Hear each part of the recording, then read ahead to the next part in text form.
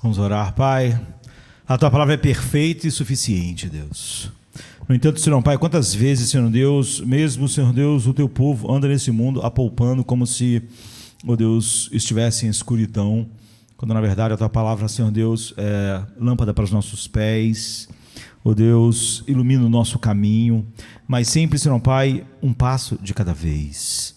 Muitas das vezes, Senhor Pai, nós queremos, Senhor Deus, ver, Senhor Deus, nosso caminho iluminado amanhã e depois de amanhã, mas nós sabemos que a imagem, Senhor Deus, que o salmista retrata é de um homem andando numa estrada escura com uma lanterna que ilumina os seus pés e o caminho. E a cada passo, Senhor Pai, que nós damos, essa luz ilumina o próximo passo e o próximo passo. Nós, Senhor Pai, todo o resto do caminho ainda está escuro, mas nós não nos preocupamos, porque sabemos que a cada passo teremos luz, Senhor Pai, suficiente para dar o próximo passo de uma maneira que te honra, Senhor Deus. E não há nenhuma, Senhor Deus, nenhuma justificativa para queremos ver, Senhor Pai, nosso caminho daqui a 2, 3, 4, um ano, 2 dias, uma semana na frente. Nosso compromisso, Senhor Pai, é honrar a Ti hoje. E para hoje, Senhor Pai, nós temos luz suficiente. Nós estamos vendo os acontecimentos e queremos responder a eles de uma maneira que você seja honrado, Senhor Pai, glorificado, tão somente através da luz da Tua palavra, que, Senhor Pai, guia os nossos passos. Que nós possamos assim nos inclinar à Tua voz, ó Deus, e assim ser pastoreado por Ti, que é o grande pastor das nossas almas. E, Senhor Pai, seremos e somos o oposto do que fomos outrora. A Tua palavra diz, Senhor Deus, que todos nós, Senhor Pai, estávamos debaixo, Senhor Deus, da Tua condenação, e o castigo que nos traz a paz caiu sobre Ele. Porque nós, como ovelhas, Senhor Pai, cada um de nós se desviava pelo seu próprio caminho, andando na escuridão, Senhor Deus, mas agora nós temos essa luz que ilumina, Senhor Pai, o nosso caminho e nos faz andar em segurança, por causa do sacrifício perfeito do Seu Filho. Então, Senhor Pai, ilumine nossos corações e mentes com a glória da Tua palavra nesta noite e molde as nossas vidas. É o que nós Te pedimos em nome de Jesus. Amém, amém. Hoje nós estávamos olhando para Hebreus, né? Eu quero continuar olhando para o livro de Hebreus. Alguém certa vez me perguntou qual é o melhor comentário do Velho Testamento que existe, e certamente é o livro de Hebreus. Normalmente nós achamos que precisamos de muitas outras coisas, e o assunto aqui no capítulo 7 é a alta intercessão sacerdotal e celestial de Jesus Cristo, e é o que nós precisamos sempre trazer de volta ao nosso coração. Hoje vamos tomar da Santa Ceia, mas na verdade todo o tempo. Então, capítulo 7 de Hebreus, a partir do 19, diz assim: a ordenança anterior é revogada, porquanto era fraca e inútil, pois a lei não havia aperfeiçoado coisa alguma. Ou seja, não é que a lei aperfeiçoou parte, e a lei é o que o homem deve fazer, não é? É a obrigação do homem. Não é que essa ordenança anterior fez muito, mas não o suficiente. Não. A ordenança anterior é revogada porquanto era fraca e inútil, pois a lei não havia aperfeiçoado coisa alguma. A lei nunca fez nenhum homem poder realmente se aproximar de Deus, como nós vimos que é o tema de Hebreus, sendo introduzida uma esperança superior pela qual nos aproximamos de Deus. Hoje pela manhã nós falamos que se aproximar de Deus é a palavra, não é? Do livro de Hebreus, ocorre várias vezes. Nós vimos 3 hoje, mas várias vezes aparece. E isso não aconteceu sem juramento.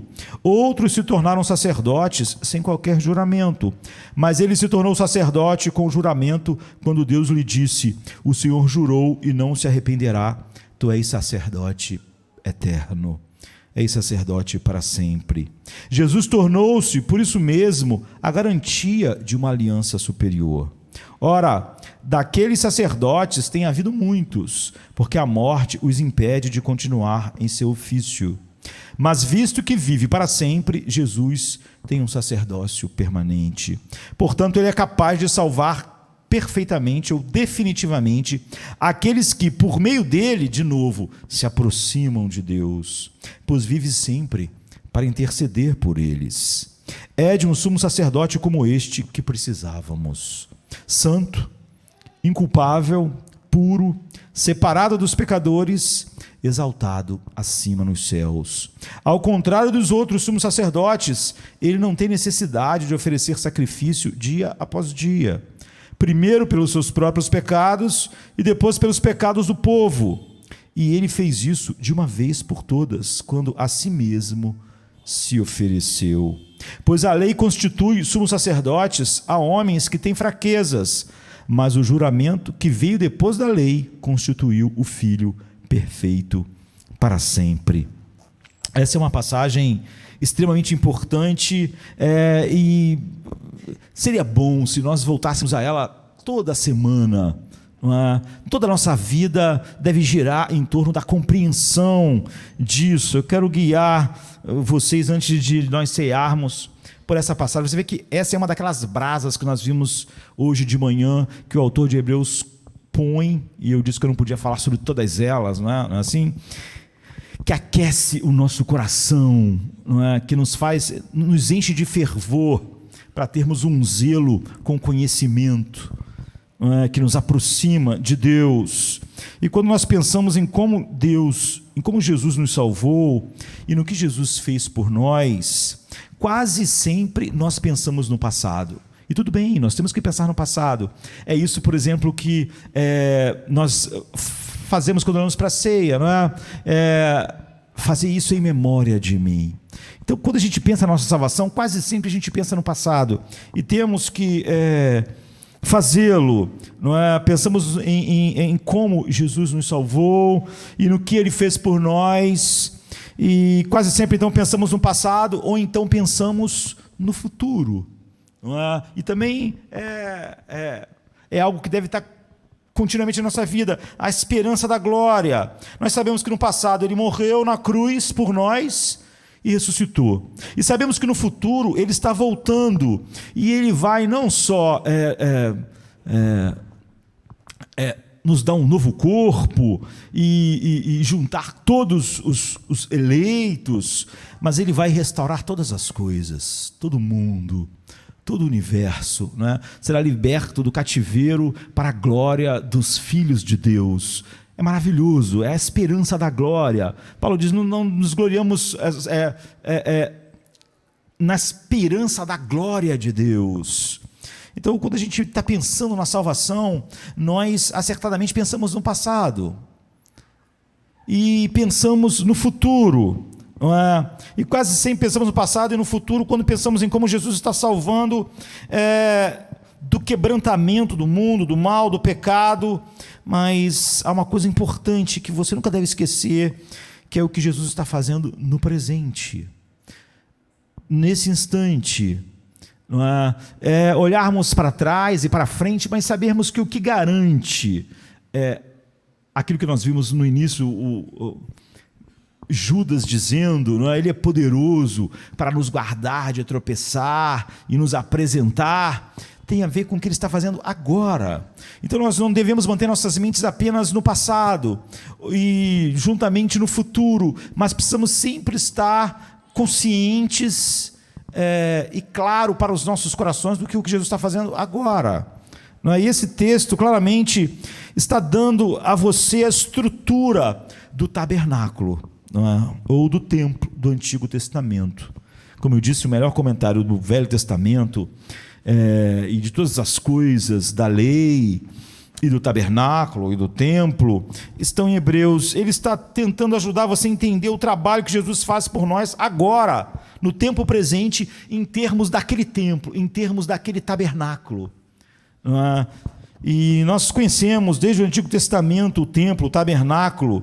O tabernáculo vem primeiro, aquela tenda que não era muito grande, porque tinha que ser desmontada, e ela viajava com o povo de Deus pelo deserto, e depois aquele templo magnífico de Salomão, quando eles já estavam completamente estabelecidos na terra prometida. Nos dois casos havia um altar, na frente, na entrada, onde havia o sacrifício. As pessoas, então, cultuavam na parte externa, mas havia um pequeno cubículo lá, não é?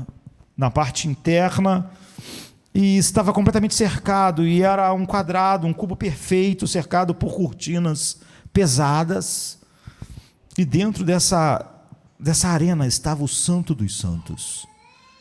Então tinha um átrio externo, o lugar santo e o Santo dos Santos. É sobre isso que o texto está falando. O Santo dos Santos era o lugar onde morava a glória de Deus, onde morava a Shekinah, né, de Deus, o esplendor da glória de Deus, o brilho da sua glória.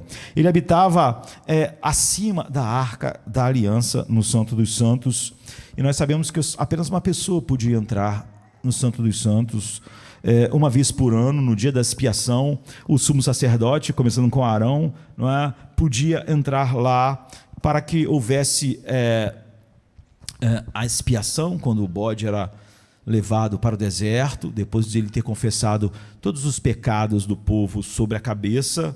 Então o bode expiatório era abandonado para simbolizar parte do que Cristo faria, e o animal era morto, outro animal era morto, e o sangue, então o sumo sacerdote entrava no Santo dos Santos para aspergir o sangue sobre a tampa da arca da aliança, que é o propiciatório, onde estava a lei, onde estavam os querubins, onde estava a glória de Deus. Então o sumo sacerdote, uma vez por ano, vinha, sacrificava o animal e entrava no Santo dos Santos, e ele entrava sozinho, mas ele representava todo o povo, não é? Ele era o mediador como representante do povo. Ele oraria por eles, ofereceria sacrifício por seus pecados e procuraria obter o favor de Deus para o povo durante todo aquele ano. Então, uma vez por ano, ele fazia isso. E se nós realmente vamos entender esse texto, nós sempre precisamos de um pouco de tradução, não é? Porque, infelizmente, para as pessoas modernas, para nós estamos tão longe dessa época, né? Um templo não parece realmente tornar as coisas tão coerentes para nós como era para as pessoas que receberam o livro de Hebreus. Aquelas pessoas vinham de séculos e séculos e séculos e séculos de ver continuamente os animais serem mortos, de verem continuamente o sumo sacerdote fazer isso. Então aquilo era uma mensagem contínua diante dos olhos desde que eles nasciam. E é óbvio, quando eles ouviam essas coisas, eles recebiam essas coisas aqui, por exemplo, tudo era familiar para eles.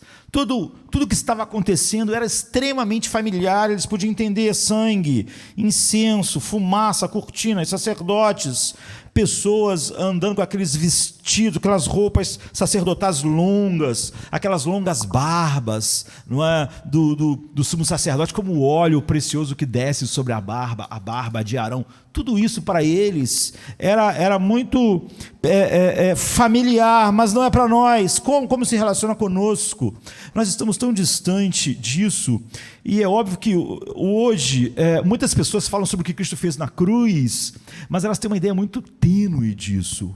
Primeiro, que o evangelho que elas ouvem é uma coisa diluída, elas ouvem uma coisa motivacional, do humanismo secular, da psicologia secular, domingo após domingo, semana após semana. Elas não sabem o que é o evangelho. Não é? Se elas olhassem um motivador aí do mundo, elas ouviriam mais ou menos as mesmas coisas, de como enfrentar a vida, as dificuldades, os dramas, os seus traumas, enfim. Não se relaciona conosco exatamente da maneira que se relacionava com eles, portanto nós podemos perder a doutrina. Tudo que ele quer mostrar aqui é Jesus Cristo como o verdadeiro sumo sacerdote, que faz uma oferta real, entra realmente na presença de Deus e ali adquire tudo que nós recebemos. É por isso que é estranho quando alguém acha que alguma coisa na sua vida espiritual é algo que nasceu nele mesmo. A sua fé, o seu amor, a sua capacidade de ver. Todas essas coisas soberanamente foram dadas, porque todas elas tiveram que ser adquiridas.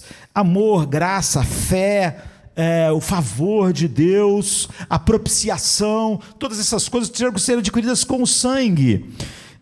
de Cristo. O problema de usar a ilustração do templo é que ela não se relaciona muito bem, então, com as pessoas. Mas as doutrinas, sim. As doutrinas tem que estar bem clara para nós, ainda que não seja familiar para nós, todas essas coisas. E essa doutrina, o livro de Hebreus é dinamite pura em nossos corações, em nossas almas, não é? Em nossas mentes. É a dinamite absoluta, essa doutrina, por exemplo, que fala sobre o que Jesus está fazendo agora, nesse instante. Isso dá tudo que nós precisamos para a vida, toda a estabilidade, para enfrentarmos todas as coisas. E essa doutrina é realmente sobre como você é, como você realmente é. Você pode querer descobrir como você é indo ao humanismo secular, mas você só vai estar tão perdido quanto o mundo à sua volta. Essa doutrina é sobre o que nós realmente somos. Certa vez eu estava lendo um artigo num jornal americano, e uma mulher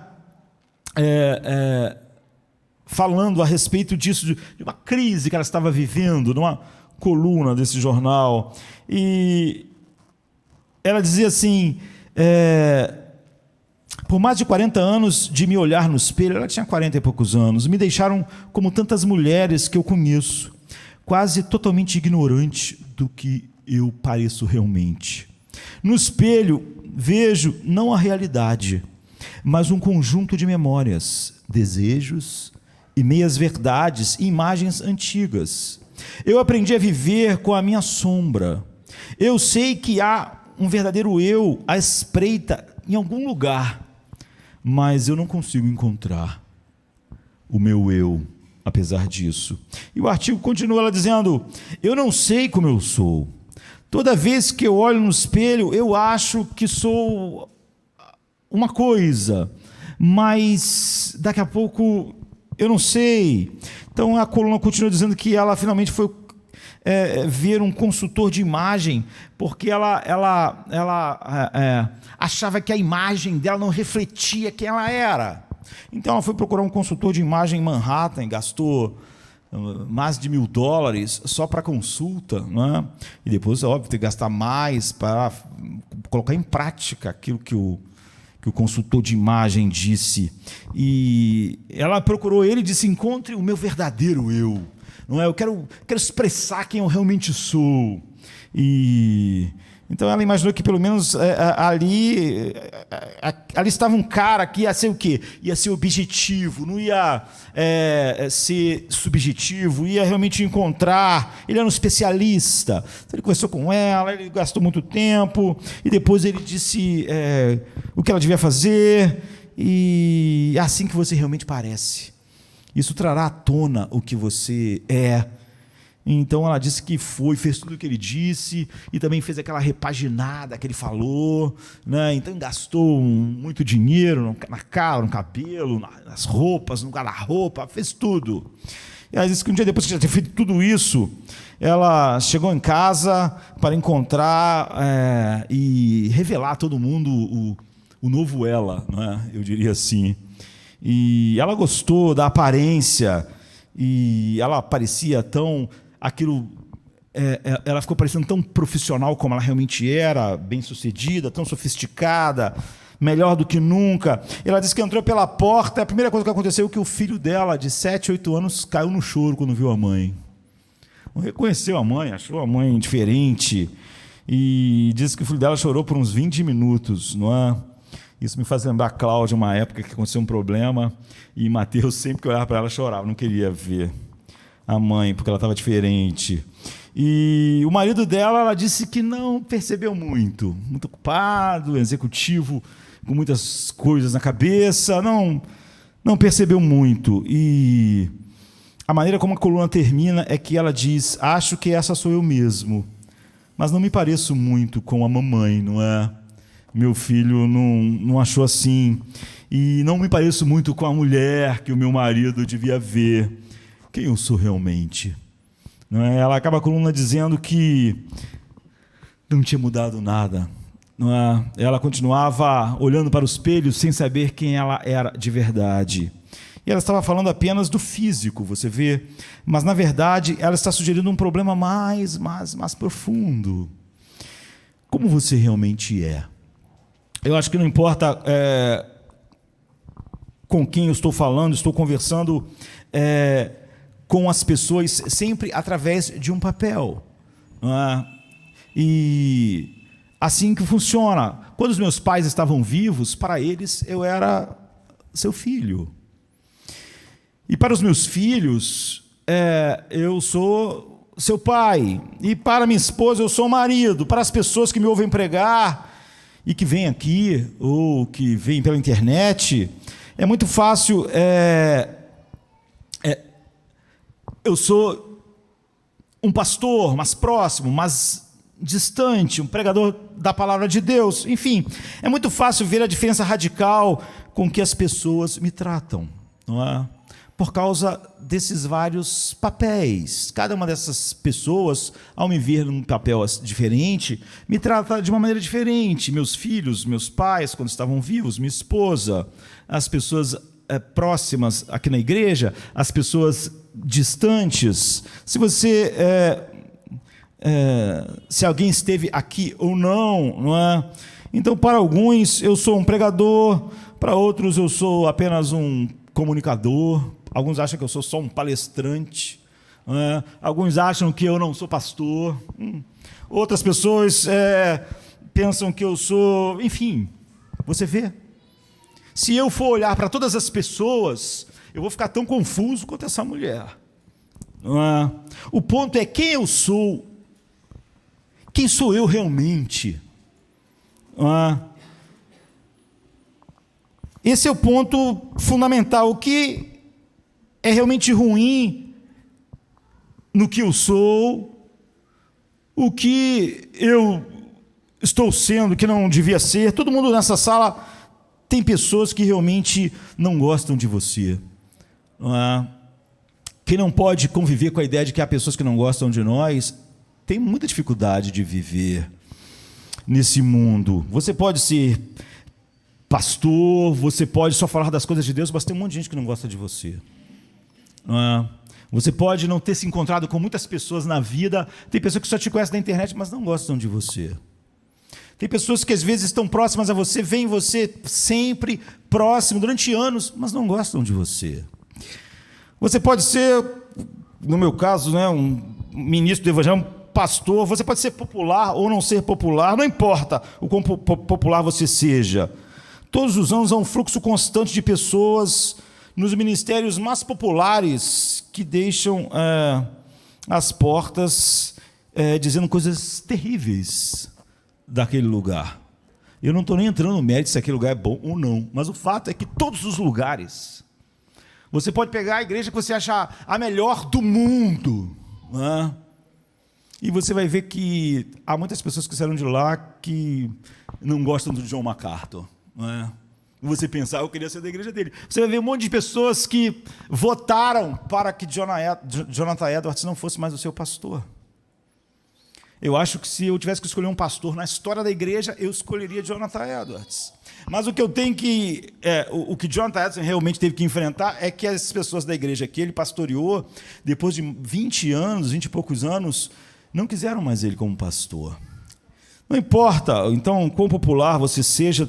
Todos os anos há esse fluxo de pessoas deixando mesmo as melhores igrejas do mundo, as mais comprometidas com Deus, reclamando. Muitos de vocês tiveram casamentos desfeitos, na nossa cultura hoje em dia, e há alguém por aí que pensa que você é péssimo. E você é tão ruim quanto algumas pessoas dizem. Você já passou por situações de trabalho nas quais, até onde sabe, fez as coisas certas. Teve o comprometimento certo. E outras pessoas pensam que você, na verdade, ao ser levado a determinado lugar no trabalho, você as esfaqueou pelas costas. Você não fez as coisas como ela queria. Você me fez parecer mal para passar à minha frente. Há muitas pessoas andando por aí que realmente pensam que você é bastante terrível.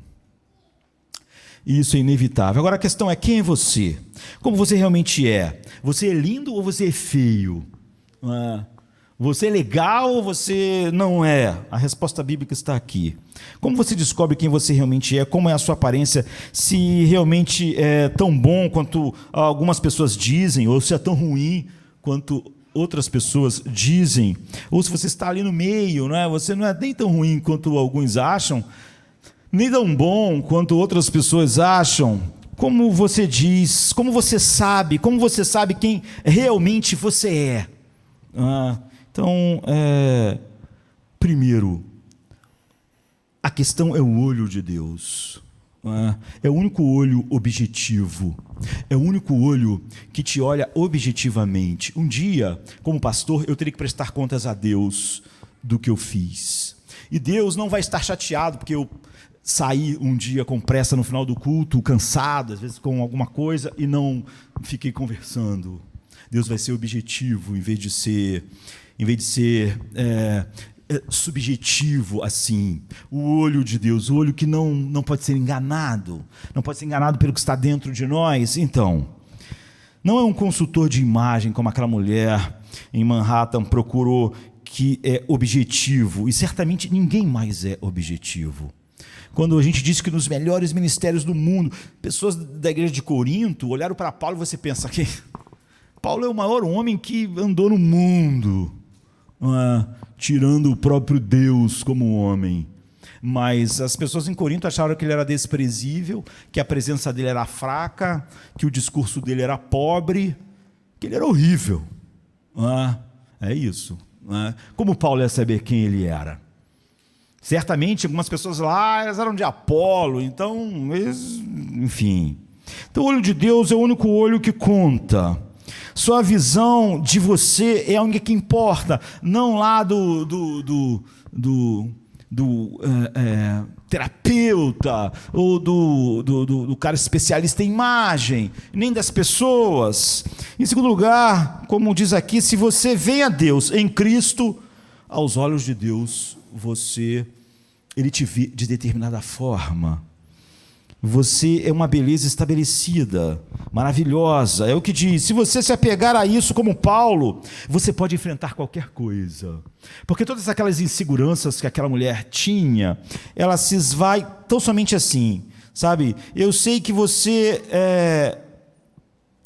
eu sei quem você é, e eu vejo você. Nenhum de nós sabe como Paulo. Você dá uma olhada, por exemplo, em Romanos 8, que é um clímax da maior obra que esse mundo já viu, que é a carta de Paulo aos Romanos, e ele diz assim: se Deus é por nós, quem será contra nós? E ele continua: quem acusará? Quem levantará acusação contra os eleitos de Deus?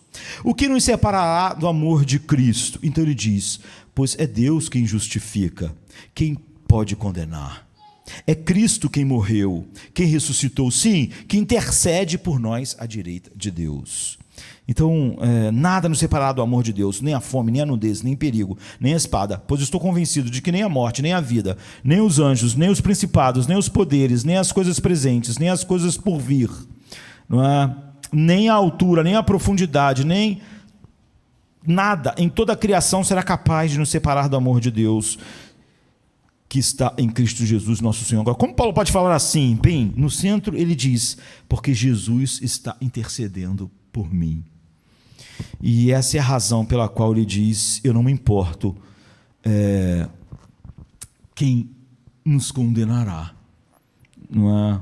Quem pode apresentar qualquer acusação contra os eleitos de Deus? Paulo diz, ele está dizendo o seguinte: eu sei que eu sou amado, não por todos na igreja dos Coríntios, não por todos na igreja dos Gálatas, muito menos no Império Romano, muito menos na cultura romana. Eu sei que eu não sou amado, mas eu sei que eu sou amado, eu sei que Deus é por mim. Como ele sabe que Deus é por ele o tempo todo? Como ele pode saber que Deus é por ele todos os dias?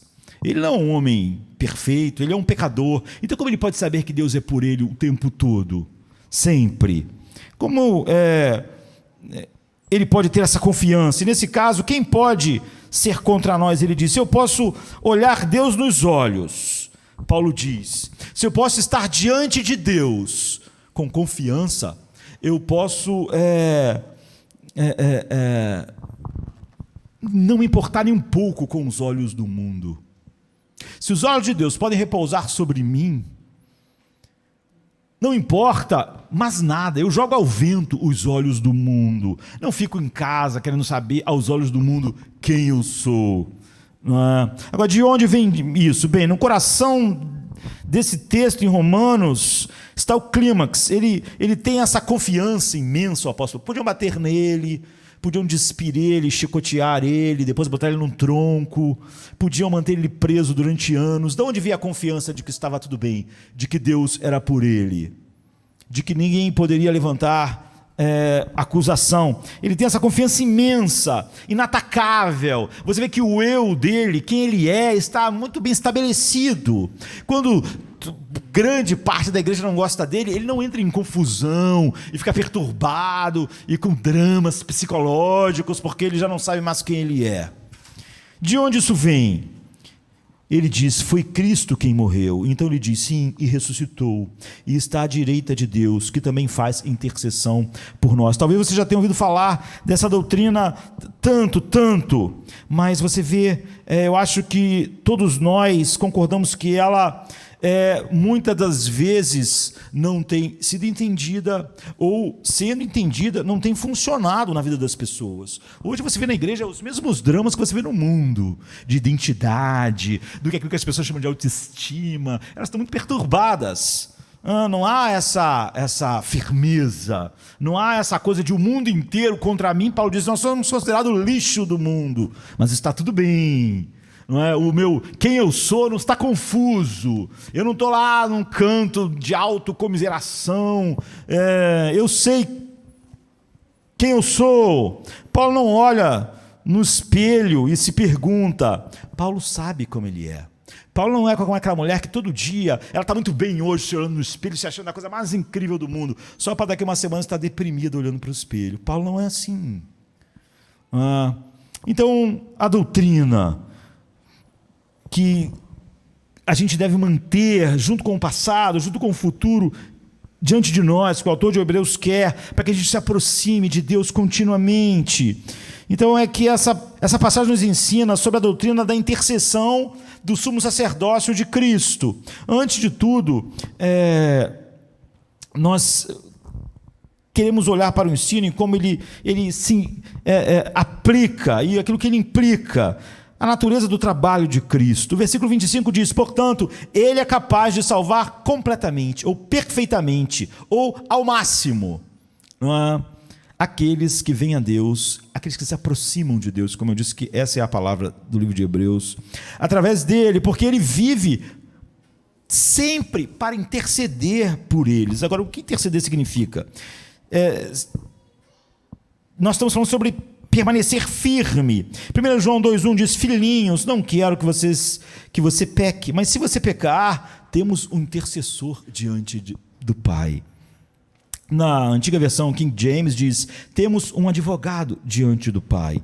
Em algumas traduções modernas diz: temos alguém que fala em nosso nome, em nome do Pai. Lá no original a palavra é paracletos, não é?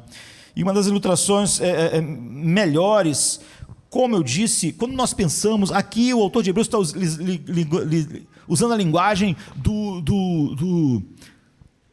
sumo sacerdote, e a gente precisa muito dessa doutrina clara, contínua na nossa mente e coração, mas essas imagens são meio distantes. Quando a Bíblia diz que Jesus é o nosso sumo sacerdote, ele quer dizer que Jesus a gente pode tirar a imagem um pouco diante de nós do tabernáculo, que é uma imagem que eu disse um pouco distante, e pensarmos que Jesus é o nosso advogado de defesa no tribunal, porque é isso que o sumo sacerdote fazia.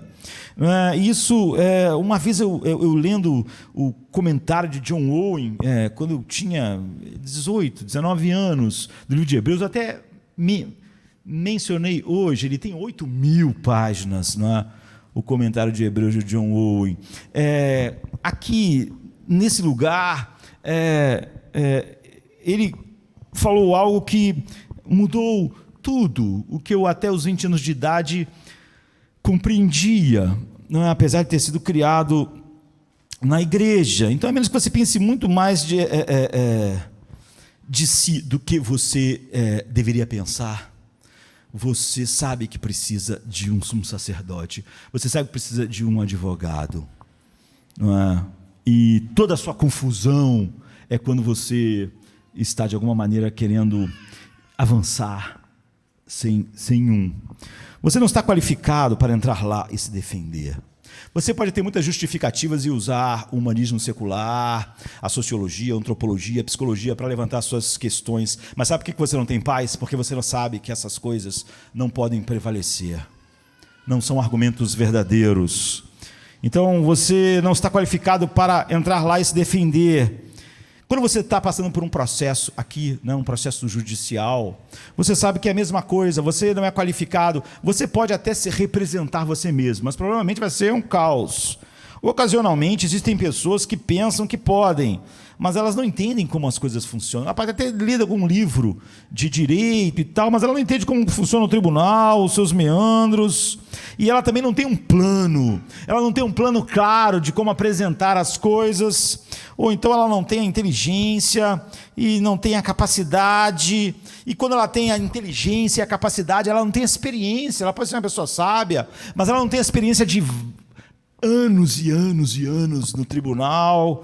Então, o que você faz? Você tem um grande problema, você tem uma grande acusação, então você contrata um advogado, e esse advogado, por meio de uma transação legal, ele vai se tornar você no tribunal, não é? Ele é o seu representante, ele vai falar por você, ele vai fazer a sua defesa. E como você se parece no tribunal, uma vez eu estava falando sobre isso, quando eu estava falando sobre o Espírito Santo, lá quando Jesus disse que ia enviar um outro advogado, mas esse é um outro sermão, né? Você se parece com o seu advogado, porque no tribunal todos estão com os olhos no advogado, não é? E quando uma causa que tem um júri, todos estão olhando o advogado. Se o seu advogado é um cara eloquente, se o seu advogado é educado, se ele é grosso, tudo isso está indo para a tua conta. Se o teu advogado é inteligente, perspicaz, está indo para a tua conta. Se ele é burro, está indo para a tua conta também. Esse texto está dizendo, você se perde em seu advogado, você se perde, por exemplo, em Jesus Cristo. Em alguns casos você pode nem comparecer ao tribunal, mas o seu advogado está lá. Você é ele, você é o seu advogado. Ou como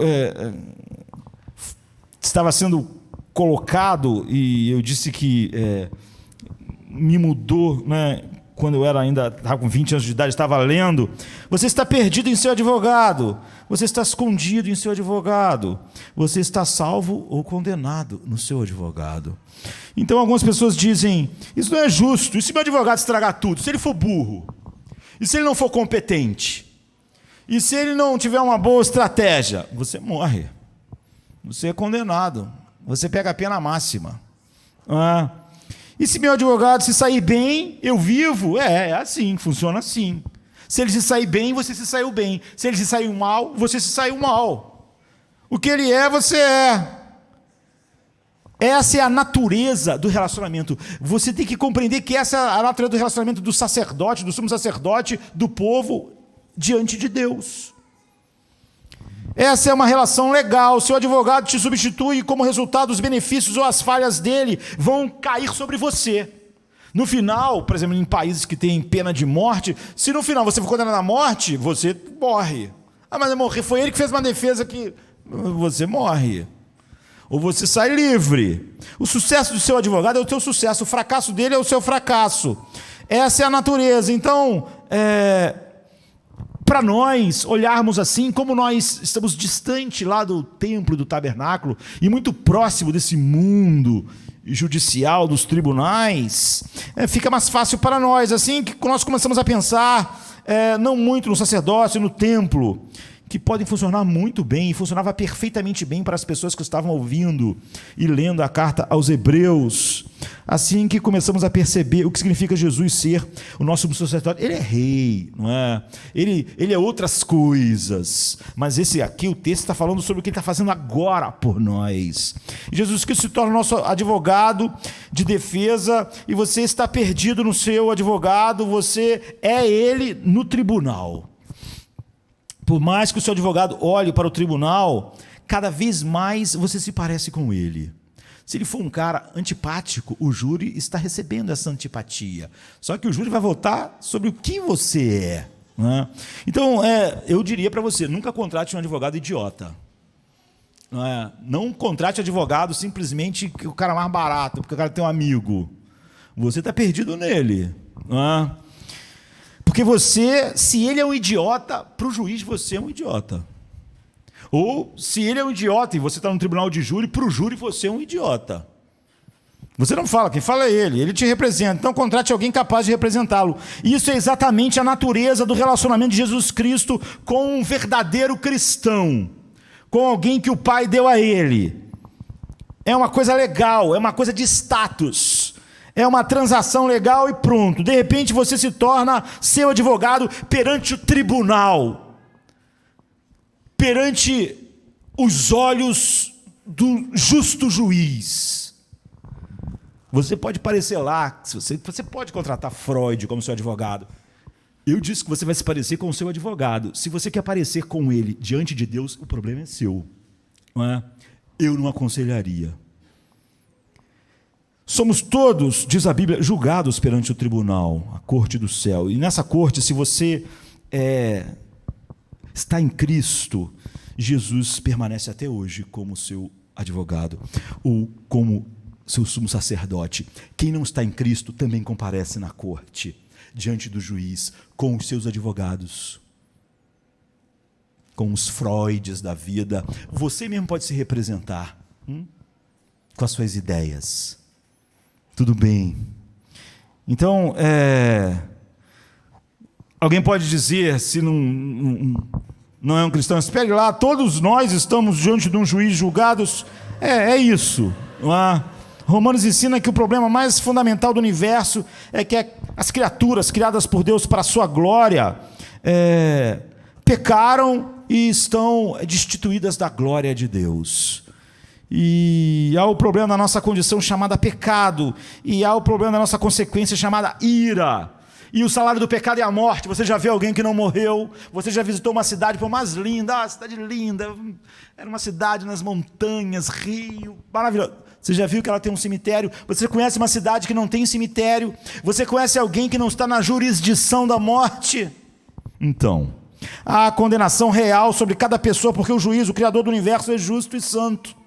Ele avalia as coisas justamente, e você foi criado para a glória, para mostrar as perfeições da glória dele. E tudo que o ser humano faz é mostrar mentiras a respeito dele.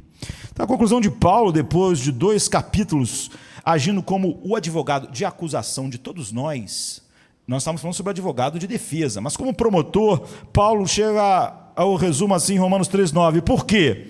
Somos mais excelentes, e agora ele está falando não do mundo gentio, mas de todos os judeus, com toda a sua religiosidade, de maneira nenhuma, pois já dantes demonstramos que tanto judeus quanto gregos estão debaixo do pecado. E o versículo 22 e 23, não há distinção, pois todos pecaram e destituídos estão da glória de Deus. E há uma boa definição de que é o nosso pecado, e por isso que tem principalmente a ver com Deus, não com o homem. Não é? A Bíblia nunca define o nosso pecado em relação ao que nós estamos fazendo ou não fazendo com a sociedade, com as outras pessoas. Isso são consequências. É sobre a glória de Deus, a santidade de Deus, a grandeza de Deus, o poder de Deus, a verdade de Deus, a sabedoria de Deus, a beleza de Deus, a bondade de Deus, a fidelidade de Deus, as promessas de Deus, os mandamentos de Deus, a justiça de Deus, a ira de Deus, a graça de Deus, a presença de Deus, a pessoa de Deus. Pecado é sobre isso. Todos nós estamos, por isso que é estranho quando a gente diz assim, você não quer entrar no relacionamento com Cristo. Todos nós estamos no relacionamento com Deus e com Cristo. Esse é o grande problema. Você ou está ofendendo a glória de Deus e destituído dessa glória, ou você está reconciliado com ela. Todo mundo está no relacionamento com Deus. Se as pessoas não tivessem necessariamente num relacionamento com Deus, então elas não teriam um problema que elas têm. Então, não há apenas uma indebilidade a respeito dessa culpa, há um imediatismo sobre essa culpa. Ela pesa agora. Do céu se manifesta a ira de Deus contra todo pecado e injustiça dos homens. A bondade de Deus é que leva ao arrependimento, mas ele diz que o cálice da ira está se enchendo. Quanto mais bondade as pessoas recebem, pior é, porque elas continuam usando a bondade de Deus para pecar mais contra Deus. Então, nós temos, junto com tudo isso, a nossa consciência. É por isso que o ser humano não tem paz. O homem fora de Deus, ele não pode ter paz. Não é? Tudo nele diz que algo está errado. Ele nunca consegue consertar as coisas. E a Bíblia diz assim: dou graças ao que me tem confortado, a Cristo Jesus nosso Senhor, porque me teve por fiel, pondo-me no ministério. O apóstolo Paulo: a mim que dantes fui blasfemo e perseguidor, injurioso, mas alcancei misericórdia, porque eu fiz ignorantemente, na incredulidade, e a graça do nosso Senhor superabundou com fé e amor que há em Jesus Cristo. Essa é uma palavra fiel e digna de toda aceitação, que Cristo Jesus veio ao mundo para salvar os pecadores, dos quais eu sou o principal. Nós sabemos que Paulo se achava o maior dos fariseus, mas agora ele viu a realidade.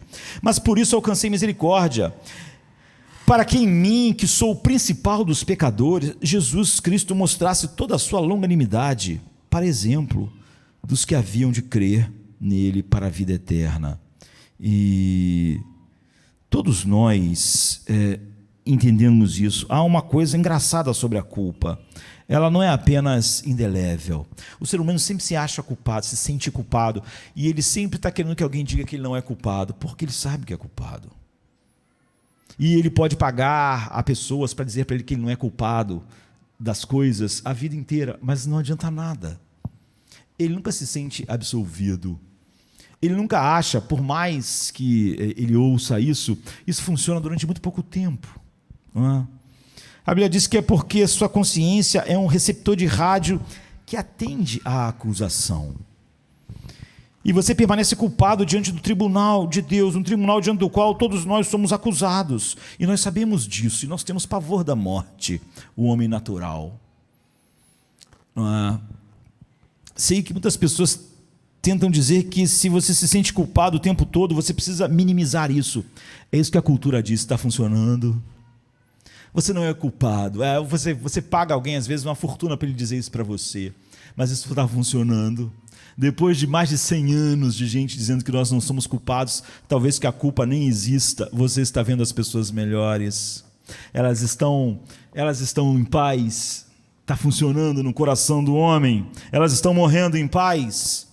Você vem e diz: bem, todo mundo faz isso. Você é tão bom quanto a maioria das pessoas. Não se culpe. Ninguém é perfeito. Isso não é realmente justo, porque não importa o quanto você tente dizer a si mesmo: eu sou realmente bom, você sabe que não é. Você, mais do que ninguém, conhece os seus pensamentos, suas inclinações. Você conhece de você muito mais do que o mundo externo pode conhecer, do que as pessoas podem conhecer. Existe uma cadeira de juiz diante da qual todos estamos, há um lugar para nós diante dele. Nós sabemos que naquele tribunal há um lugar para nós, há um lugar reservado para nós. Nós sabemos. Essa é a razão pela qual você fica tão defensivo quando as pessoas criticam, porque no fundo existe uma insegurança básica, final, em todo homem, que vem do fato de sabermos que estamos diante de um tribunal. Nós não gostamos porque nós sabemos que podemos nos defender de críticas injustas, mas que aquelas pessoas podiam fazer 1000 críticas justas, se tão somente elas não nos conhecessem de fato. Nós não amamos o próximo como devíamos amar, e nem nunca amamos a Deus como devíamos amar. Sim, absolutamente é uma indebilidade sobre a culpa em nossas vidas.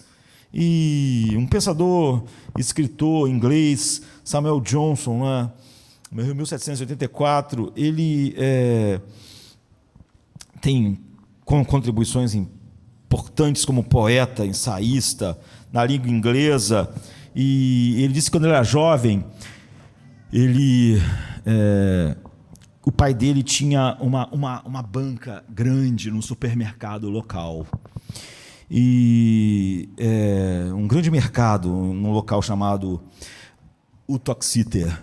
E ele disse que um dia o pai dele teve um grande problema e o pai dele pediu que ele fosse ocupar o lugar dele lá, não é? Naquele dia, porque o pai, que era uma pessoa muito, muito séria, teve um problema sério, não podia ir. E ele disse que ia para o pai, mas ele nunca foi, não é? E o pai dele perdeu muito dinheiro naquele dia. Era um dia importante e o pai dele ficou tão decepcionado com ele, ele disse que ele nunca superou aquilo. Mesmo com a sua grande carreira como escritor, ele disse que nunca superou aquilo. E ele disse que anos depois que o pai dele morreu, ele nunca poderia superar o arrependimento que teve em se relacionando com seu pai por causa daquele dia, em que ele era ainda um jovem, um garoto. E ele disse que um dia ele sempre queria fazer algo a respeito. Ele voltou lá em Uttoxeter e ficou no mesmo local, 40 anos depois do dia que ele fez o que fez e aconteceu o que aconteceu. E ele disse que estava chovendo, ele ficou ali na chuva, naquele lugar que não era mais aquele lugar de vendas que era na época, 40 anos atrás. Ele ficou ali de cabeça na chuva, debaixo da chuva, e ele disse que ficou a ponto de enlouquecer, porque ele queria se livrar do que ele chamava do seu descontentamento secreto. E ele escreve assim: fora maldito lugar, maldita coisa, mas eu não consigo tirar isso de dentro de mim. E ele não conseguiu. É o que ele diz. Todos nós temos não apenas uma coisa, como ele está falando aqui, dando um ponto, não é? Com o nosso pai. Todos nós temos culpas e nós não sabemos o que fazer com isso. Pode passar 40 anos, não é? E nós sabemos que somos culpados. Então, a Bíblia diz bem aqui, não é, que Jesus Cristo é o nosso advogado e ele tem duas credenciais para o trabalho. Como eu disse, você pode escolher o advogado que quiser. Você pode, e aí o humanismo secular tem um leque enorme de advogados. E você pode até não escolher advogado nenhum, você mesmo pode se representar. Mas o autor de Hebreus nos fala a respeito de um, e diz que Jesus Cristo é o nosso advogado, ele tem duas credenciais para fazer o trabalho. Pense nas credenciais dos advogados que você vai tomar para você. E a primeira está no versículo 27. A primeira é que ele é perfeito. Diz assim: ao contrário dos outros sumos sacerdotes, representantes, né, diante de Deus, ele não tem necessidade de oferecer sacrifício dia após dia, primeiro pelos seus próprios pecados, como os sacerdotes tinham que fazer, como Arão tinha que fazer, e depois pelos pecados do povo. E ele fez isso de uma vez por todas, quando a si mesmo se ofereceu. Então, diferente dos outros, qualquer advogado que está ele próprio sob acusação não pode comparecer ao tribunal. Não é? Se você precisa de alguém para representá-lo, não pode ser alguém que está debaixo da sua mesma condenação. Essa é a loucura do humanismo secular. Essa não vou nem dizer do homem lá fora. Essa é a loucura de gente que se diz cristão, mas que usa do humanismo secular para lidar com as culpas da sua alma, com os problemas da sua alma. Ele está escolhendo um advogado que não pode representar nem ele mesmo diante do juiz. Como se um advogado não tem argumentos para si mesmo, terá para mim. Aqui ele está dizendo: se você precisa de alguém para te representar, não pode ser alguém com o mesmo problema que você tem. Obviamente, sabemos que, exceto por Jesus Cristo, não há nenhum ser humano que possa nos representar diante de Deus. Então não use os argumentos dele. Ele está no mesmo problema. Ele devia estar indo em direção a ter um advogado também. Você não contrata alguém, imagina se você cometeu um crime, você vai contratar alguém que cometeu o mesmo crime, está sob a mesma acusação para te defender. Esse cara não vai conseguir defender ele mesmo. Ele vai pegar uma pena igual a minha, você não vai pegar uma maior. Então como é que ele vai me defender? Como é que eu vou conseguir encontrar com alguma paz, algum descanso com a defesa dele? Então a primeira credencial que Jesus tem é que ele é perfeito, ele viveu uma vida perfeita.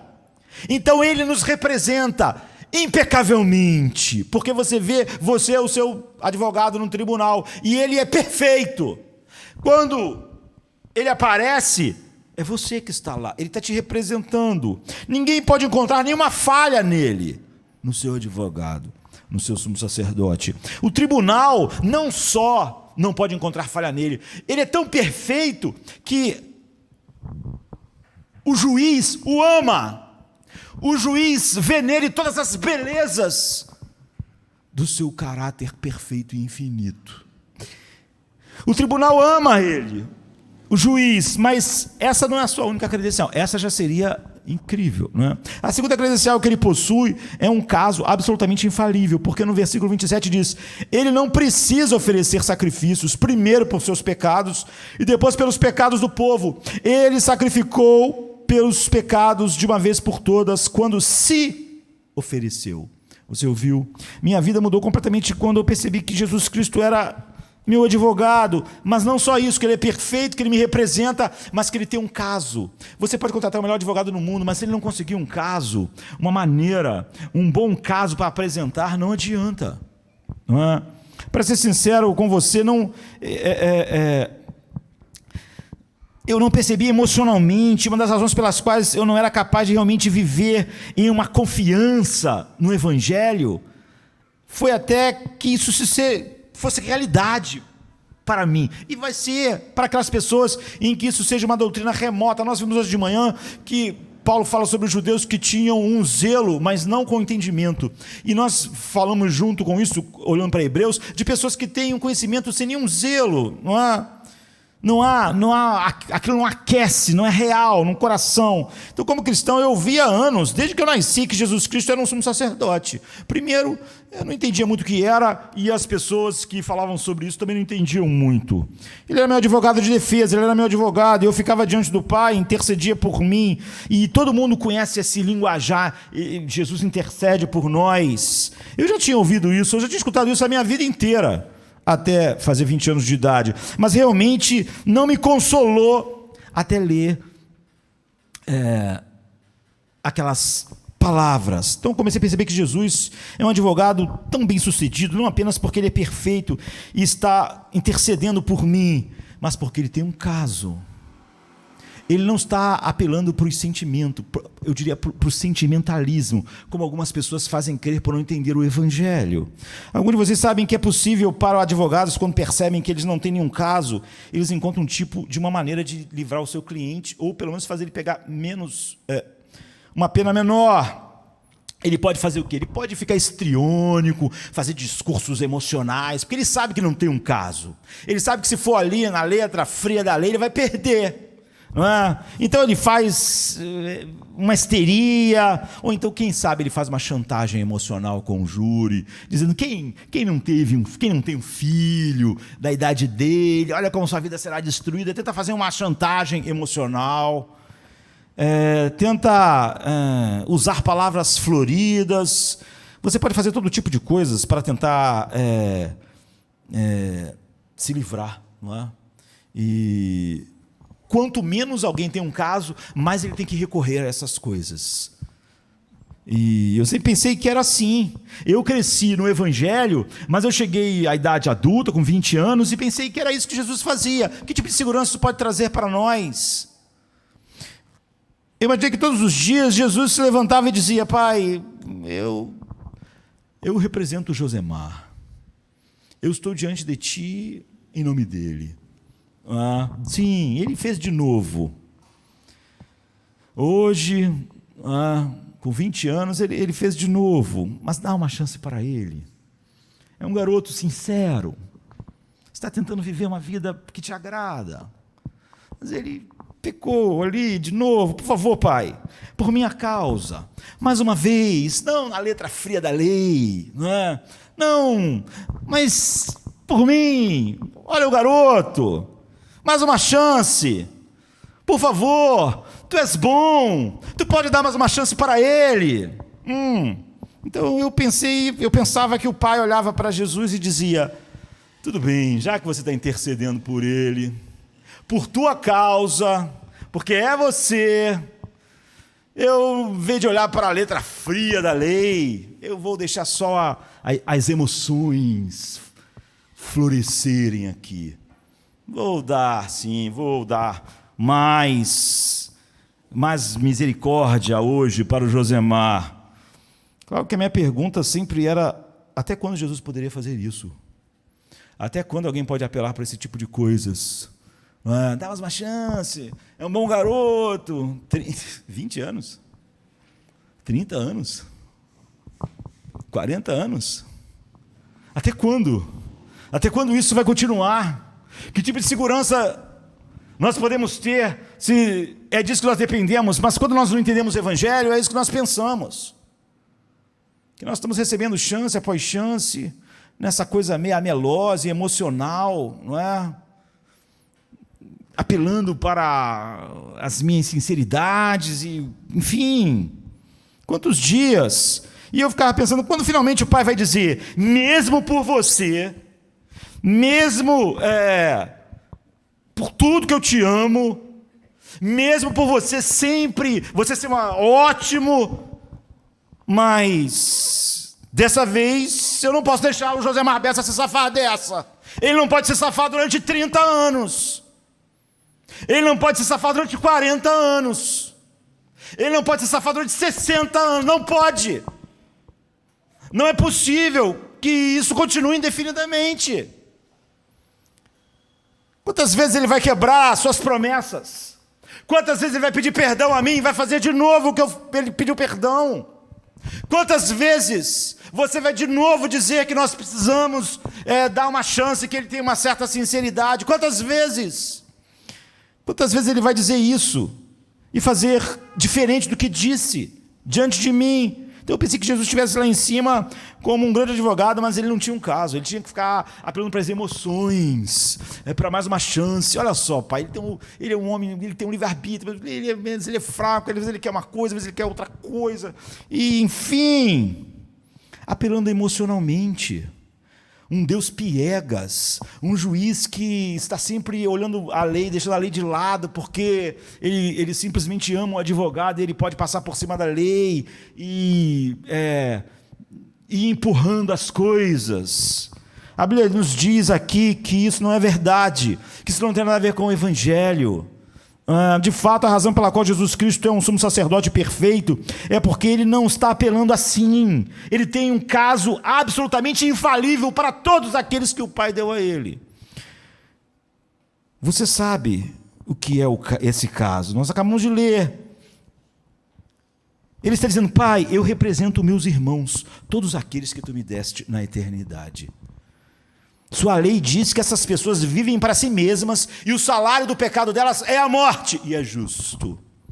Eu não tenho nada de bom para falar do Josemar aqui, não tem nada de bom. Eu falo a mesma coisa que a lei, ele merece a morte. Bem, Pai, olha o meu sangue, veja as cicatrizes, ele recebeu a pena dos seus pecados. Em mim existe um salário, e o salário foi pago. Existe uma dívida infinita, mas essa dívida foi paga. Aí está o pagamento, aqui estão as minhas cicatrizes, aqui está o meu sangue. Pai, porque tu és justo, tu nunca poderia cobrar 2 vezes a culpa infinita que foi paga. Esse é o caso, versículo 27. Ele ofereceu um sacrifício pelos pecados de uma vez por todas, por todos aqueles que o Pai deu a ele. Ao contrário dos outros sumos sacerdotes, ele não tem necessidade de oferecer sacrifício dia após dia, primeiro por seus pecados e depois pelo pecado do povo. Nunca mais. Ele fez isso de uma vez, por todos quanto a si mesmo ele se ofereceu. Para todos aqueles pelos quais ele se ofereceu, ele pagou os pecados de uma vez por todas. Então, o que ele está dizendo? Ele está dizendo ao Pai: eu estou diante deste tribunal e eu não peço piedade para Josemar. Josemar, eu sempre peço piedade e misericórdia. Mas Jesus diz: eu não peço piedade, não peço misericórdia. Misericórdia foi o Pai me amar antes da fundação do mundo e me colocar em Cristo. Não é? Foi Ele morrer na cruz. Foi uma graça soberana me atingir. Misericórdia.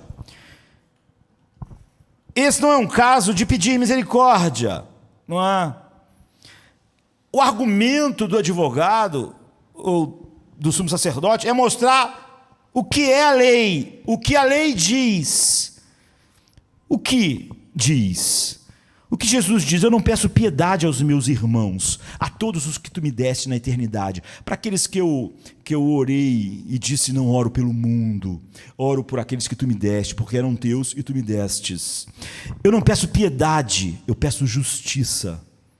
Eu cumpri a lei, eu paguei, olha o meu sangue. É isso que aquele hino que nós cantamos quer dizer: o seu sangue fala ao Pai por mim, porque essa é a sua intercessão. Diz no livro de Hebreus que o sangue de Jesus fala mais graciosamente do que o sangue de Abel. Diz assim, Deus falou com Abel, você lembra disso? Caim matou Abel, e Deus vem a Caim e diz: onde está Abel, teu irmão? E ele disse: eu sou o guardião do meu irmão. E Deus disse: o sangue do seu irmão clama da terra a mim. E clama pelo quê? Justiça. No entanto, Hebreus diz que o sangue de Jesus também foi derramado. Ele foi derramado lá no chão, não é? E veja o que está acontecendo, mas esse sangue está clamando por outra coisa. Ele está dizendo para aqueles pelos quais ele foi derramado: graça. Graça. O que significa que Jesus está dizendo: eu não peço misericórdia para os meus irmãos. Seus pecados estão pagos. Eu peço justiça. Sua própria justiça exige a absolvição dos meus irmãos. Não por nenhuma outra razão, a não ser a razão pela qual aquilo que a lei exigiu foi pago. Isso é um caso infalível. Ele não é só advogado perfeito, é um caso absolutamente infalível. Sempre que você realmente pede misericórdia, Jesus não está pedindo misericórdia. Sempre que eu, Josemar, estou ajoelhado pedindo misericórdia a Deus, confessando os meus pecados, Jesus, à direita do Pai, não está pedindo misericórdia. Eu estou pedindo misericórdia. Jesus está pedindo justiça. Com base em sua morte substitutiva, com base em sua vida perfeita, com base em sua intercessão substitutiva, a lei de Deus e a retidão e a justiça de Deus estão agora exigindo a nossa absolvição, estão exigindo. A justiça de Deus, diz a Bíblia, faz com que as próprias montanhas pareçam partículas de poeira. A Bíblia quer dizer que a justiça de Deus é a maior coisa, é a expressão do seu caráter. Se você se colocar nesta parte da balança e colocar a justiça de Deus nessa parte da balança, você vai ser completamente superado. Não há nada que você possa fazer diante da justiça de Deus. Você é totalmente injusto. Não há um justo sequer. Mas agora a justiça está do nosso lado. Isso é incrível, não é? Essa é a razão pela qual ele é capaz de salvar perfeitamente aqueles que por ele se aproximam de Deus. Portanto, ele é capaz de salvar definitivamente, perfeitamente, completamente aqueles que por meio dele se aproximam de Deus, pois ele vive sempre para interceder por eles. Agora você entende? Não tem nada a ver com você, com o que você fez, não tem nada a ver com o seu registro. Você não acrescenta nada no fim ao que Cristo fez. Como Jonathan Edwards diz, na sua salvação você entrou com os seus pecados, e você não levou a nada a não ser isso. É por isso que você vai para sempre exaltar a graça multiforme de Deus. Você não ajudou em nada, você só trouxe pecados, e Jesus trouxe todas as outras coisas. Então hoje não importa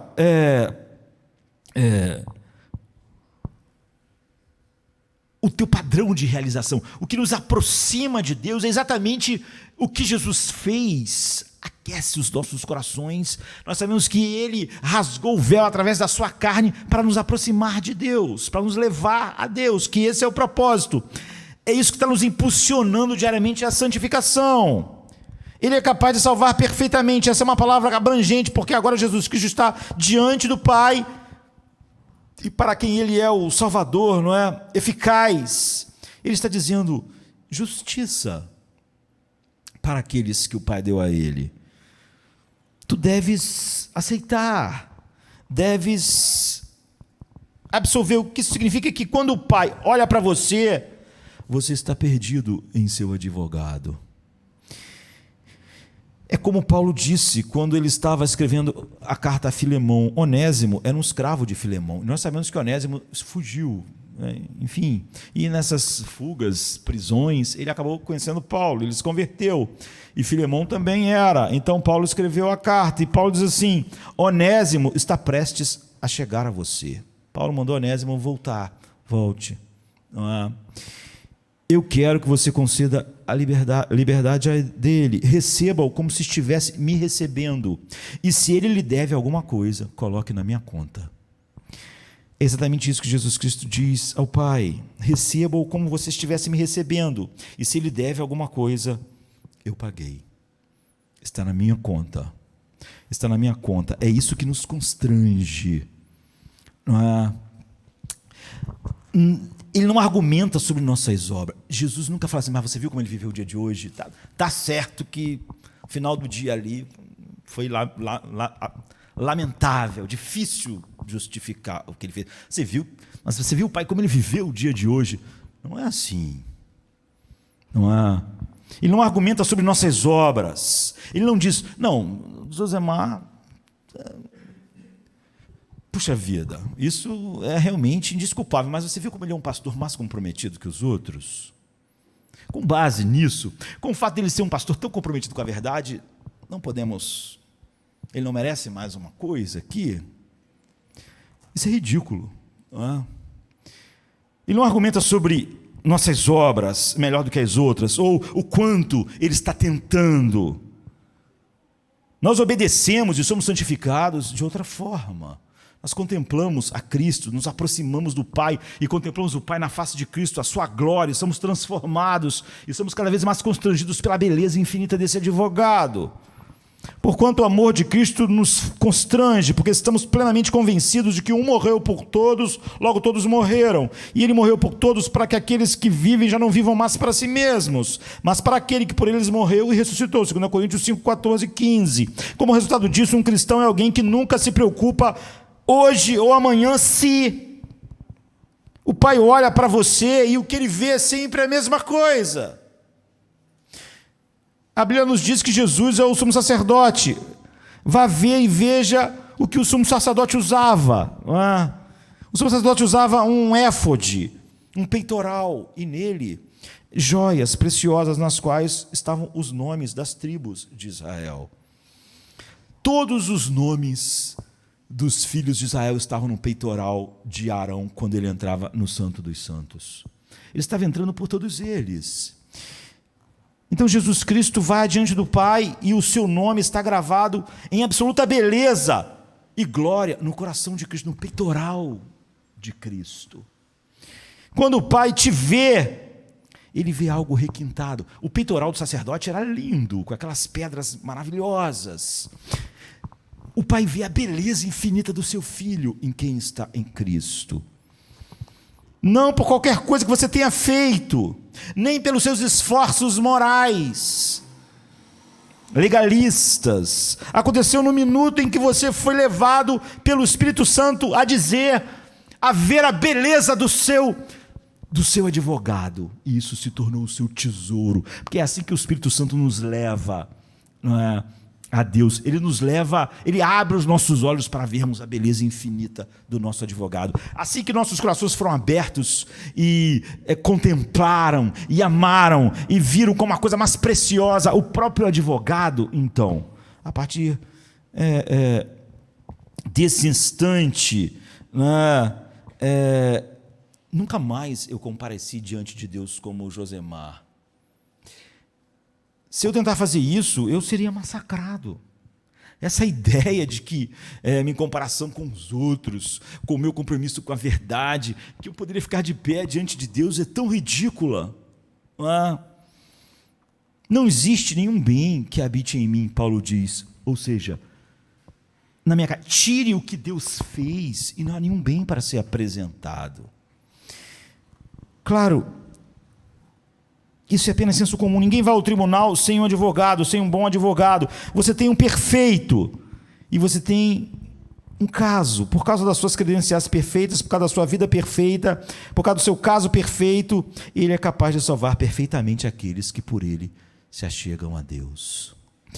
E como resultado disso, para nós cearmos, esse é um advogado tão perfeito. Nesse caso, Jesus Cristo não apenas te deixa absolvido, ele recebe direitos, ele recebe privilégios, ele é o herdeiro de todas as coisas. Agora você está perdido nele, você é responsável por tudo que Jesus é responsável, e você deve conseguir tudo o que ele merece, você deve receber o que ele merece, e o que ele merece, não é? O que ele tem é toda a sorte de bênçãos espirituais, não é? O que ele tem é todas as coisas, o que ele tem é todo o amor do Pai. E é exatamente isso que significa toda essa imagem, é isso que a metáfora significa, é isso que a doutrina significa. Por exemplo, por que você pode ter o Espírito Santo? Porque você acha que você exerceu o seu livre-arbítrio estando morto em delitos e pecados, e aí, olha, ele merece o Espírito Santo. É o Espírito Santo que cria em nós a fé, que cria em nós todas as coisas. Então, por que você acha que merece o Espírito Santo? Diz no livro de Lucas que Deus dá o Espírito Santo àqueles que lhe obedecem. Mas você nunca obedeceu a Deus, você estava morto. Então, como é que você recebeu o Espírito Santo? A Bíblia diz que Jesus recebeu o Espírito Santo sem medida. O homem perfeito, o Deus eterno. Um velho puritano disse: o Espírito Santo, como amamos ter o Espírito Santo. O Espírito Santo é o poder vital de Deus, é o poder de Deus, a pessoa do Espírito Santo, a alegria, a natureza e a força de Deus, a paz de Deus. O Espírito Santo é tudo que vence todo o mal em nós. Mas eu não obedeço, ele diz, então como eu o obtive? É muito simples. Como você chega até ele? Como você consegue? Como você recebeu o Espírito Santo que opera o querer e o efetuar, que faz crescer em você o amor, que constrange você? Em João 14, Jesus diz assim: eu rogarei ao Pai, e Ele vos dará outro Consolador, para que fique convosco para sempre. É por isso que aqueles que o Pai deu a Ele têm o Espírito Santo. Entende? Eu rogarei ao Pai e Ele vos dará outro Consolador, outro Paracletos, não é? Outro advogado, para que fique convosco para sempre, o Espírito da verdade, que o mundo não pode receber. Não pode. Só pode receber quem o concedo, não é? O Espírito da verdade que o mundo não pode receber porque não vê, nem o conhece, mas vós o conheceis, porque habita convosco e estará em vós. Você tem o Espírito Santo completa e totalmente por causa da intercessão de Jesus Cristo. E o seu chamado eficaz e todas as coisas aconteceram pela operação do Espírito Santo. Paulo diz: é loucura para lá, para os gregos, é escândalo para os judeus, mas para os que são chamados, então para os que têm o Espírito Santo, para quem foi concedido, ele é o poder de Deus. Então, sua capacidade de orar a Deus é totalmente uma função da alta intercessão sacerdotal de Jesus Cristo. Por exemplo, no Salmo 66 diz assim: se eu estimar o pecado no coração, Deus não me ouvirá. Ou, em outra versão, Davi está dizendo: se eu acalentar o pecado no coração, o Senhor não me ouvirá. Boa noite, então. Deus não vai ouvir ninguém, não é? Quem pode se colocar fora do gancho aqui? Se eu acalentar um pecado no coração, Deus não me ouvirá. Deus não ouvirá nenhum pecador. Então, como Deus pode nos ouvir? Todos nós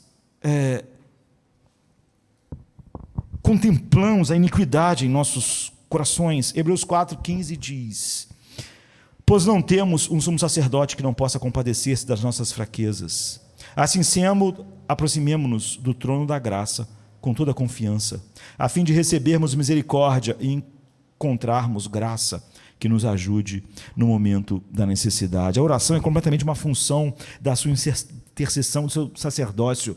Nenhuma oração tua é ouvida pelo que você fez. Por isso, não faça propósitos para Deus te ouvir. Isso é totalmente antibíblico, não é? Porque você acha realmente que Deus te ouve mais por causa de alguma coisa que você faz. Isso é perder o evangelho. Você deve sim fazer resoluções com você mesmo, porque você quer cada vez mais estar próximo, e tudo que o evangelho faz nos aproxima, mas não é para Deus nos ouvir. Não há nada que você possa fazer para Deus te ouvir mais. Portanto, também não fique chocado quando você fez um propósito de oração de tantos dias e Deus não fez o que você quis. Você ofendeu Deus achando que poderia realmente ser ouvido dessa forma, fora do seu advogado, fazendo alguma coisa. E eu vou te contar mais uma coisa: você tem a certeza de que Ele nunca te deixará ir, você nunca o perderá, e Ele nunca te perderá, tudo com base na intercessão de Cristo, no que Ele está fazendo hoje. Você vê, é maravilhoso olhar para trás, é o que nós fazemos, e olharmos para frente quando pensamos na salvação, mas você tem que olhar todo o tempo para o agora, o que Jesus está fazendo agora. Em Lucas 22, nós estamos seguros para sempre, só por causa disso. Em Lucas 22, antes que Pedro negasse Jesus, Jesus diz assim para Pedro, no versículo 31, Simão, Simão, eis que Satanás vos pediu para se andar como um trigo. O que vai acontecer com Pedro? Ele vai ser afastado de Deus? Ele vai se perder? É óbvio que não. Por quê? Porque Pedro fez alguma coisa? Não, nós temos a única razão. Simão, Simão, eis que Satanás vos pediu para vos ir andar como trigo, mas eu roguei por ti, para que a tua fé não desfaleça. E tu, quando te converteres, fortaleça os teus irmãos. Agora, você ouviu isso? Judas traiu Jesus igual a Pedro. Não há diferença. Porque logo depois Judas estava se aproximando do campo de Aceldama, o campo de sangue, e Pedro estava pregando no dia de Pentecostes. Qual é a diferença entre Pedro e Judas? Você sabe por quê? Porque Pedro era mais esperto. Porque Pedro era alguém melhor do que Judas. Porque Pedro não estava incluído no que Paulo falou, que todos nós, não há quem faça o bem, mas que Pedro de alguma maneira melhor fez um bem que Judas não fez. Não. Pedro era mais resistente. Pedro podia lutar contra a carne, Satanás e o mundo e vencer? Não. A razão é essa: eu orei por você, eu intercedi por você para que a sua fé não desfaleça. E essa intercessão de Cristo é infalível. A transação entre Pedro e Jesus, que fez de Jesus seu advogado, nunca aconteceu entre Judas e Jesus. Eu digo para você, como eu disse, você pode pegar Freud para o seu advogado, você pode pegar grandes pensadores para o seu advogado, você pode pegar até seu coração para o seu advogado, mas você está perdido no seu advogado. Eu aconselharia você nunca se aproximar de Deus com nenhuma outra ideia, a não ser com esse advogado, com esse único argumento. Eu aconselharia você nunca falar com a sua alma com base naquilo que outros advogados falam. A transação entre Pedro e Jesus, que fez de Jesus seu advogado, nunca aconteceu entre Judas e Jesus. Pedro nunca esteve em Jesus. Jesus disse para Pedro: o que você tem para Judas, o que tem para você tem para fazer, vai e faz depressa. Para Pedro, ele diz: eu intercedi para que a sua fé não desfaleça. Você precisa ser peneirado, mas você vai ser o homem que vai pregar o primeiro sermão da igreja na história do mundo, porque eu intercedi por você. Você percebe que Jesus não diz: eu orei por você e você pode tentar agora a não desfalecer. Agora que eu orei por você, você tem uma chance de ficar firme na fé, usar a sua força, o seu livre-arbítrio. Eu espero que funcione, fiz minha parte.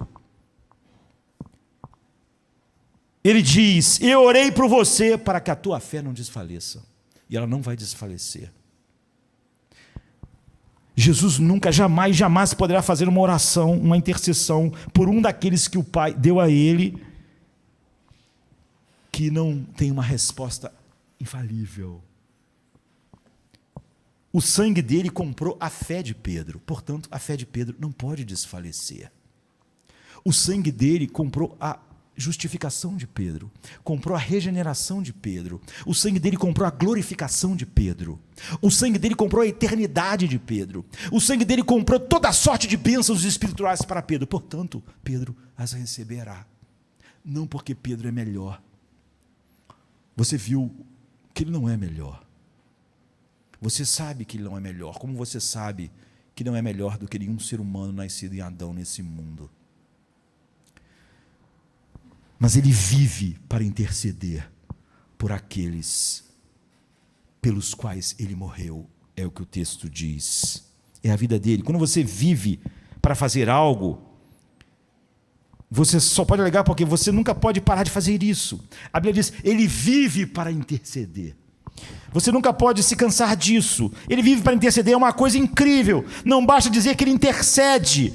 O autor de Hebreus quer que nossos corações sejam aquecidos, não é? Ele quer que você se tem olhos para ver, se aproxime de Deus assim, com fervor. Não basta dizer que ele vive, e não basta dizer que ele vive e que ele intercede.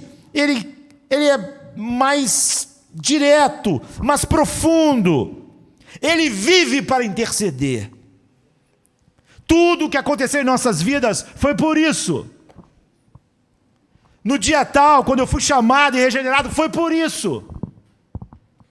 No final, no dia da minha morte, na minha glorificação, foi por isso. Portanto, ele é capaz de salvar definitivamente, perfeitamente, aqueles que por meio dele aproximam de Deus, porque ele vive para interceder por eles. Hebreus 7, 25. Pense nisso, ele diz, foi para isso que eu edifiquei todas essas coisas, é para isso que eu estou aqui à sua direita, eu estou representando eles.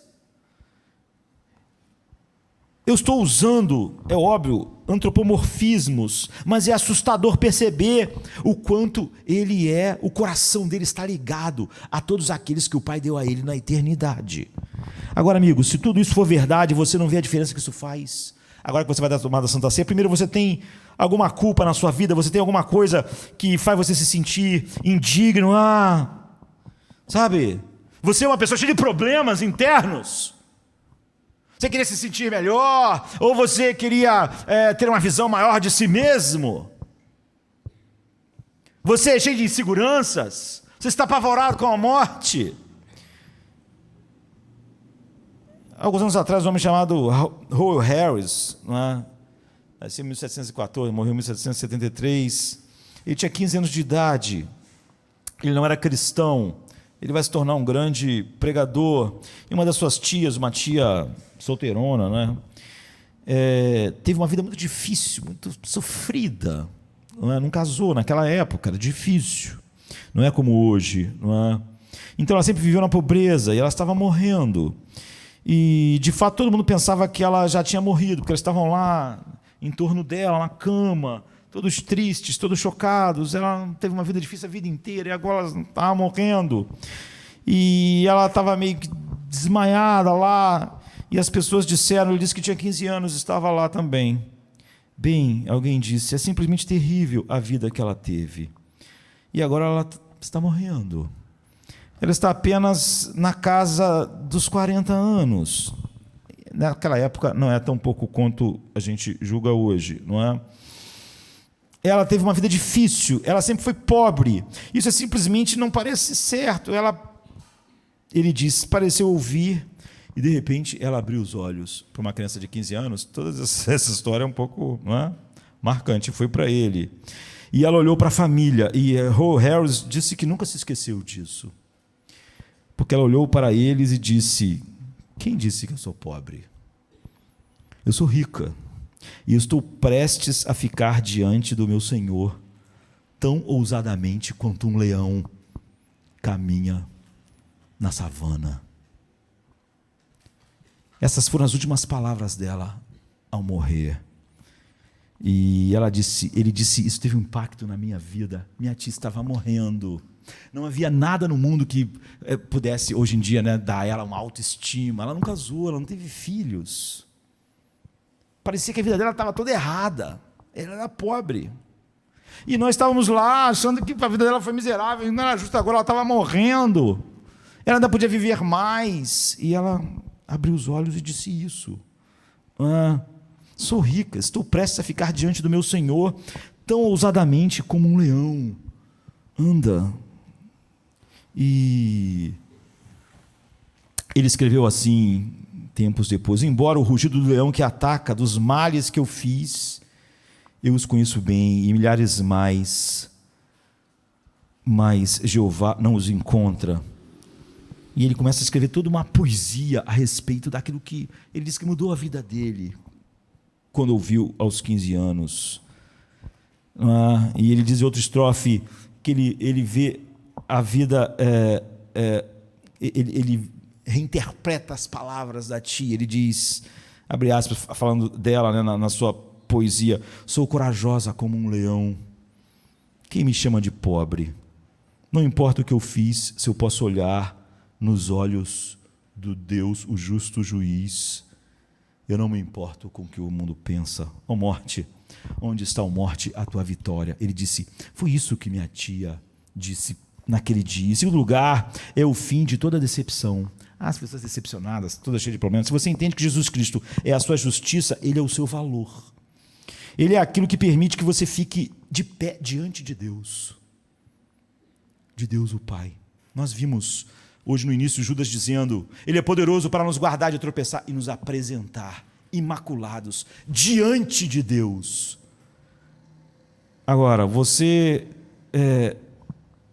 se ele é aquilo que permite você ficar de pé diante dos olhos de Deus, que é tão santo, que nem o céu é puro para esses olhos, você será inseguro no mundo? É por isso que Paulo pode dizer que o mundo considerava ele um lixo e ele estava de pé.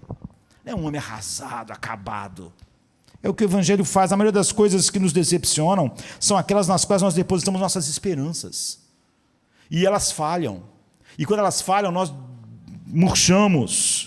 Aquilo não aconteceu, meu casamento não foi tudo que eu imaginei, a minha carreira não é tudo que eu imaginei, as pessoas não me valorizam como eu imaginei, as pessoas estão sempre decepcionadas, elas têm 1000 problemas por causa disso. Elas depositaram suas esperanças nessas coisas, todas falharam.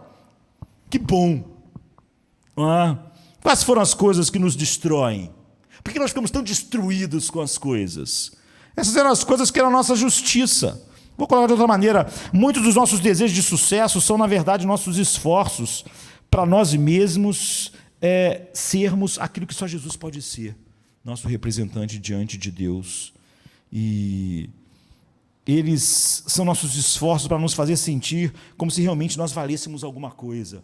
Mas todo o nosso valor está em Cristo, em nosso sacerdote, não em nossa relevância, não no nosso ministério, não no que nós fazemos no mundo. Outro dia eu ouvi alguém dizendo, se essa pessoa morreu, se ela vivesse mais, ela ia mudar um pouco esse mundo. Isso é ridículo, nós não mudamos o mundo. Não é disso que vem a nossa... Que legado você vai deixar para o mundo de mudanças? Isso é ridículo. Todos os homens, se deixados por si mesmos, eles só aumentam a concupiscência, o pecado do mundo, somando o pecado deles ao pecado de todo mundo. Nós queremos ser os nossos próprios advogados, nossas próprias defesas diante do tribunal. Nós queremos ter uma autoestima baseada em nós mesmos, em algo que nós fizemos. Quem sabe procurarmos um consultor de imagem. Se eu pudesse fazer isso, se eu pudesse fazer aquilo, se eu tivesse o corpo de tal maneira, já não é um cristão emocionalmente deprimido. Quem realmente, como aquela tia do garoto morrendo, solteira, pobre, podia andar como um leão na floresta. Nenhuma dessas coisas prova que você é digno, não é? Jesus é a nossa única dignidade. Nós somos dignos nele. Isso é a nossa identidade. É daí que vai a nossa estima, o nosso senso de que nós existimos para algo. John Newton colocou assim: pobre como eu sou, desprezado e esquecido, no entanto, Deus, meu Deus, não me esquece. Meu advogado intercede, e ele está firme, e ele deve ter sucesso. Ele sempre tem sucesso, e então eu terei sucesso nele, por quem o Senhor prometeu interceder. Se você quer nobreza, se você quer grandeza, se você quer uma identidade, não busque outra coisa. Não busque em outro lugar, não é? Às vezes eu leio diários e biografias de grandes homens, grandes mulheres, de Deus, e onde eles conseguiram o que eles tinham? Conseguiram ser ousados, confiantes, enfrentar a morte, dor, aflição. Por quê? Algum humanista secular ajudou eles? Enfrentaram reis tirânicos. Pedro e Paulo enfrentaram Nero. Nada os perturbou. Eles eram feitos de uma raça diferente. Eles eram feitos de coisas diferentes da nossa. Não, eles se valeram do seu advogado. Eles tinham os mesmos recursos que você tem, se você é realmente cristão. Se você entender isso, é o fim da culpa. Você sente o seu pecado contra Deus, mas isso não vira um trauma que te paralisa. É o fim de estar constantemente decepcionado com tudo. Estou decepcionado com a igreja, estou decepcionado no meu casamento, estou decepcionado ali, estou decepcionado lá, porque todas as minhas esperanças falham. É o fim. Imagina se Paulo vivesse decepcionado porque estava preso, porque a igreja dos Gálatas não entendia ele, porque a igreja dos Coríntios não entendia ele, porque ninguém o valorizava, porque o Império Romano achava ele um lixo. É o fim de estar constantemente decepcionado, é o fim da autoconsciência de uma coisa voltada para nós mesmos o tempo todo, é o fim da mansidão de maneira errada, em que eu não posso falar a verdade ao mundo, porque eu tenho medo da reação do mundo. Se realmente construirmos uma igreja de pessoas que tinham uma minoria significativa praticando e aplicando essa doutrina aqui, Jesus agora está intercedendo por mim, sabendo que Jesus é nosso advogado. Você entende o tipo de igreja que nós teríamos? Você entende o fracasso da igreja no Ocidente nos nossos dias? É a falta do Evangelho? Seria uma igreja em que a adoração seria grande, porque os cristãos esperam entrar diretamente da presença de Deus e sempre entram com corações aquecidos. Essa é a razão pela qual Jesus diz: vocês verão agora anjos subindo e descendo sobre o Filho do Homem. A escada de Jacó, ele está dizendo: eu sou a escada de Jacó, eu sou o céu que chega a vocês o tempo todo. Uma igreja cheia de pessoas que acreditam nisso, no verdadeiro evangelho, também seria uma igreja que não tem medo de contar às outras pessoas o que Jesus é, o que ele fez, nessa cultura que tenta nos intimidar, chamar verdades de ódio. Você tem esse tipo de atração em sua vida? Esse tipo de confiança que o Evangelho traz, esse tipo de estabilidade. Você tem esse tipo de vida sem culpa. Você precisa que um homem realmente te diga que você não tem culpa, baseado em outra coisa que não é o advogado, que está à direita de Deus, baseado em alguma ideia de outra pessoa que está sob a mesma condenação que você. Então eu digo, aproveite-se disso, lembre-se do que ele fez. Sabe, olhe para Cristo, vamos ficar de pé, pegue o cálice, pegue o pão. Venha se cansado estás, e eu descanso darei.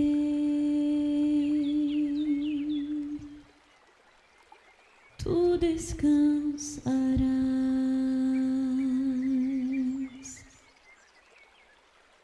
Venha a mim se não tens paz, e eu darei paz sem fim. Terás paz sem fim. O meu jugo é leve, o meu fardo graça dá.